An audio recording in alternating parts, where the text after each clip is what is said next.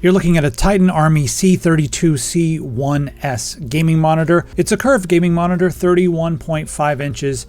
It's a VA panel. The resolution is 2560 by 1440, and it's 240 hertz, so it's extremely fast. It's got a lot of stuff for the money, in my opinion. Now, I'm looking at this because one of my favorite monitors, pretty much of all time, I used it a lot. I developed an attachment to it, was a monitor very similar to this one. This one's 31.5 inches. I think it was 32 inch, but it was also 1440p. It was also a VA panel, and it was also curved with a 1500R curvature, except my old monitor was 165 hertz, whereas this one is 240 hertz. My old monitor had more ghosting. This one is newer technology. I guess VA is getting better and better, and it does have ghosting, but it's getting better. Now, VA gives you better contrast when compared to IPS and TN. So while IPS may have a slight advantage when it comes to overall color and color accuracy, I think VA panels have better blacks, better contrast, 3000 to 1 contrast ratio and all that, 16.7 million colors, so it's still going to have really good color, and it has 99% of the sRGB color gamut, so it can do more colors than most IPS. And I think the difference is the IPS maybe just has a little better color. It's hard to tell. Like, you put them side by side nowadays, and I think most people are not going to be able to tell you which one's a VA panel and which one's an IPS unless there's something really dark on the screen, because the IPS won't look quite as good when it comes to like really, really dark areas. I use OEM keys for a few different reasons. This is the price you're going to pay for Windows 11 Pro if you get a retail key. Let's check those prices on whokeys.com. $30, we can do better. Put in TS25, click apply. There we go, $23.22. Let's say you want to get a copy of Windows 10 Pro. Let's click on buy it now. Coupon code TS25, hit apply, and watch that price come down. There we go. The other thing is OEM keys are generally locked to your hardware. So if you move it from one motherboard to another, you may need to get another key, but you'll have to get many keys to equal the price of one retail key. If you need Office, you're also going to be able to get those same deals, 25% off on Office 2019 and 2016. These are offline versions of Office without monthly fees. Let's go ahead and check out with our copy of Windows 11 Pro. All right, just put in my card info. There we go. Click on View Keys and Codes. Once you get to the User Center, click on Get the Key. You'll see your key right here in the middle. Go ahead and highlight that, copy that, hit Start, type Activate, click on Activation Settings, paste it in there, click on Next, and you will be activated. Also, everything over here is on sale, and TS25 is going to work. So head over to whokeys.com. Thanks to them for sponsoring. And now on to our regularly scheduled program. Let's finish talking about these specs, and then I'm going to put this to the test, and we'll just see how the ghosting is and everything. I'll take some shots and we'll discuss everything.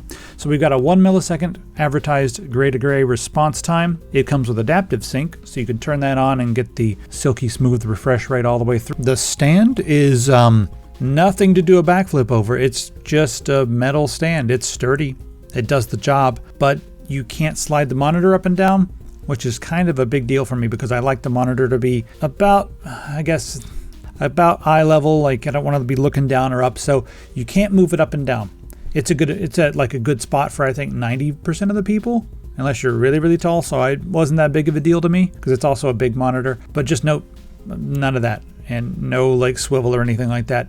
You can tilt -5, I think it is, to 15 degrees. Then we have a 75 millimeter Visa wall mount. So you can mount it to a monitor arm. I would probably do that if I was going to like put it here on the desk. I'd probably get a monitor arm so I could really raise it to exactly the spot that I want. But I mean, the monitor stand's metal and it works. And when you click on the menu on the bottom of the screen there, you'll notice that you do have, there's a Game Plus mode. Basically, you can put a reticle on the screen. I don't use those, but if you want a reticle on your screen, go ahead, by all means. If your game doesn't let you turn on a reticle, or you want to like, sometimes I know you can be cool and you can stream and be like, look, I've got no reticle, because the reticle that's on your monitor is not actually in your game, so it's not going to show on stream. You liar, you can do it if you want to. Let's talk about the curvature. Now, for a monitor this size on my desk, I do actually prefer curved. If it's a little bit smaller, like 27 inch, I'm okay with flat, but sitting close, the curve really pulls you in. And this is a 1500R curve. It's not too extreme, so it's about right. And I can still do my productivity work. I don't think it really bends the lines all that much. Some people are going to argue, but I'm totally fine with that. But I think a 1500R curve is perfectly fine for desktop.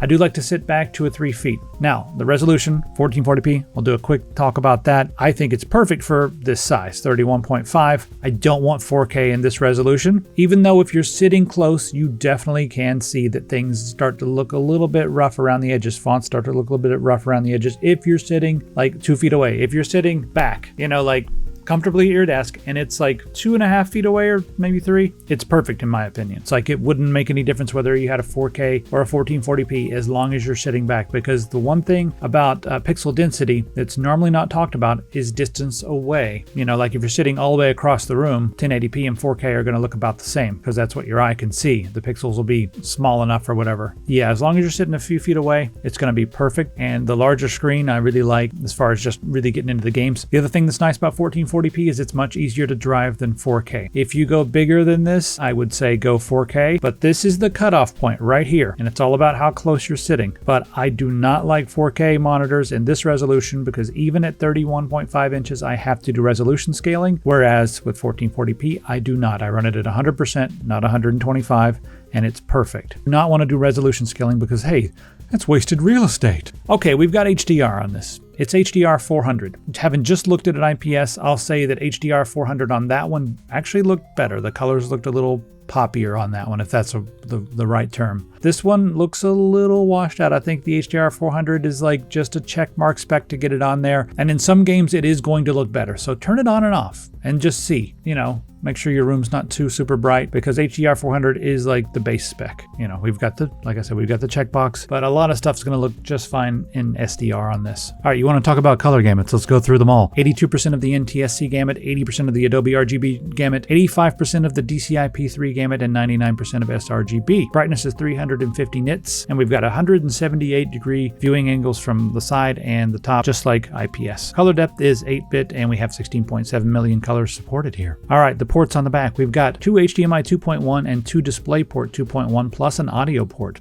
And that'll work if you have like audio coming through your DisplayPort or your HDMI. It's nice to have USB on devices like this, but at the same time, I find that almost always, whenever there's USB on this, I just don't use it. I don't know why, but if it's something that you want, just note that it doesn't have any USB hubs or anything like that. Gaming on this is awesome. It's a beautiful monitor. 240 hertz is glorious. Now, when it comes to overall fluidity of motion, I think the IPS might win by a little bit. There's not as much ghosting. I mean, obviously an OLED is going to be the top tier thing, but then we're getting into a price range that's like probably 3 to 4 times as expensive as this. Also for me, I had an OLED on the table and that thing lasted about a month before I was ready to throw it out the window. I got so sick of all the stuff that was happening with it. It was always telling me, oh, you gotta like turn off and you gotta do this and we gotta do all these preservation and please hide your start menu. And I was like, you know what? I'm getting sick of this thing. I want a monitor I can use. Yes, it was beautiful, but I would only get an OLED if I was only using it as a gaming monitor and nothing else, not watching stuff, not doing work, nothing. But something like this, you can do all that. You can use it freely. You're not gonna have to worry about burning or any of that kind of stuff. So I do prefer a monitor like this, and it's a third of the price or a fourth of the price. Now comparing this to IPS, it's like people are gonna argue. It's like, what's more important to you? The black levels or the ghosting? Because that's the two different things. The IPS is awesome. It's got a little bit better. It's a little bit better when it comes to ghosting. So you can see here, I always like to jump into Dusk because Dusk is a very simple game with simple character models that have hard edges, and you can really see when like there's some ghosting and stuff. So in order to get it to do the ghosting, I have to do this on my mouse. I have to get my mouse, get out of here, and I have to move it like this. If you're just moving around like this in your game, you don't see a lot of ghosting. But if you do like fast motions, that's when you're going to start to see some trails left by the enemies or some of the objects in the game. You'll start to see some ghosting. And this is about as bad as it gets. So I guess the ghosting is really noticeable when you have like a darker character or a bright character against a flat background and there's a lot of contrast between them, and then you move around like this Project 2025 looking idiot up here on top of the, I guess, shipping container. There's always some ghosting there. So yeah, you do, I mean, it's a lot better than the last VA panel that I looked at, but VA panels still do have ghosting. I don't think that would stop me from using this, but just note that it's not going to compete with like an OLED or a CRT or even an IPS, but it's pretty close to that IPS I just looked at. Not quite, but pretty close. So cheers to VA getting better. And the last thing we'll mention is it does have the blue light filtering if you want to turn that on. They always do like, oh, harmful for your eyes. I wish marketing people would stop saying that. It messes with your circadian rhythms, but it does nothing to your eyes. It does not harm your eyes. Maybe fatigue, but it's not going to make you lose your vision. There's zero science. So marketing people, please stop saying that it's harmful. Just say that it's bad for, I don't know, just say like when it's time for bed. I don't know, come up with some new marketing. But yeah, it does have the blue light thing, which is good to turn on before you're going to bed so that you can sleep better. Put your phone away too. Nothing matters anymore. Everyone's just going to doom scroll all night, right? Anyway, it has blue light filtering things. All right, so it's a beautiful monitor with amazing specs. 240 hertz looks great. Not a lot of ghosting. Great color. Like the size. Like everything about it except for the stand. So that's going to be the video. See you in the comments.